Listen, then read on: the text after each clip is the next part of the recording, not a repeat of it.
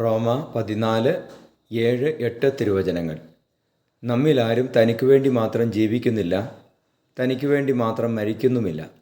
നാം ജീവിക്കുന്നുവെങ്കിൽ കർത്താവിന് സ്വന്തമായി ജീവിക്കുന്നു, മരിക്കുന്നുവെങ്കിൽ കർത്താവിന് സ്വന്തമായി മരിക്കുന്നു.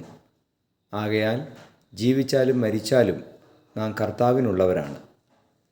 പരിശുദ്ധ പരമ ദിവ്യകാരുണ്യ ഈശോയ്ക്ക് നേരവും ആരാധനയും സ്തുതിയും പുകഴ്ചയും ഉണ്ടായിരിക്കട്ടെ. ഈശോയെ നന്ദി, സ്തുതി, ആരാധന. Hallelujah, hallelujah, hallelujah.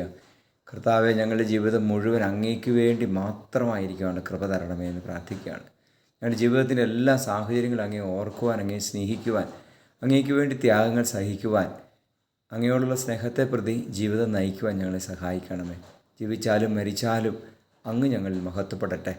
നമ്മുടെ കർത്താവ് യേശു മിശിഹായുടെ കൃപയും പിതാവായ ദൈവത്തിൻ്റെ സ്നേഹവും പരിശുദ്ധാത്മാവിൻ്റെ സഹവാസവും നിങ്ങളോടുകൂടി ഉണ്ടായിരിക്കട്ടെ, ഇപ്പോഴും എപ്പോഴും എന്നേക്കും. ആമേൻ.